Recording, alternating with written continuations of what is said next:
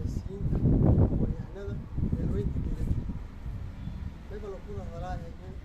shir maalmoon balin dareeri oo may la raayo tashiga aayah beelle taasoo may la raayo suurta gudunka lama qaybo lamadaas qayboode oo ugaaska guuda beelle geelade qiimaana aliyow dhibaatadii iyo dilkii ninkii jeysidii harunta odayaasha sacadka arrinteeda iyadan caqaarayaan dowladda federaalka Soomaaliya wasaaradda arrimaha gudaha iyo in alla odayaasha dhaqanka beel iyo ummadda Soomaaliyeed oo dhan mayba in sheeganahay arrinteeda arrin oo meel raay isku hiri doono in alla idii ku damboytiin sharciga la tiigsado doono qiimaha aliyo waa oday dhaqameed waay fursad la shaqada ka jara oday Soomaaliyeed waqti adag oo meel raay ya nafsidiisa oo meel raay walaashii meel shayba inuu tolka inuu shaqay ya meel raay ya diin may balana in alla idii arrinteeda damboy inuu beelweynta geelada dal iyo madad inuu roog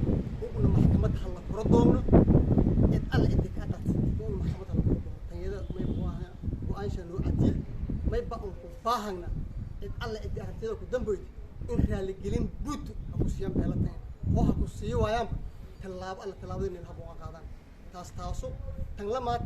mayba meeltan ku sheeganahay wadankan idan dibadani idan kaleeyni dhibaato badan ku jirta meel raayo socodowga nabadiidka ee al-shabaab meel raay afarta jiha ku surumi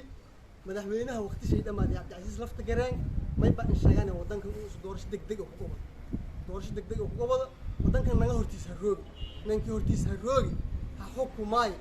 wal badan oo deegaanadan iskar deegaanada aan soo marin kubuula aragay shan ya meel raay maalin cad diyaar ku koray ku tabi usoo naxaw dal shay idad shay madaxweynaha hore Cabdicasiis may balana Cabdicasiis oo dadka nah deegaanka nah wadankan doorasho ku qabay oo barxaj badan ku lahaaneen sidii madaxweyne Shariif Xasan oo kala maalin cad diyaar ku koray adina tartiibta ku tab dadkan dad walaalow dad ehel oo dad isla dhaladiyo xabad ma fadaayaan dagaal ma fadaayaan may bakin sheeganay aan oo hal dhawaankii haka doorday Bashiir Ibrahim madaxweyne wadanka dhibaato badan geysatay dhaqankii burburiyay siyaasiyiinta burburiyay gurmu sharax lee weerartay dadka dilli arrinteedana arrin oo meel raay ummadda Soomaaliyeed iyo adduunyada iyo dowladda federaalka international communities oo dhan ogoliyeen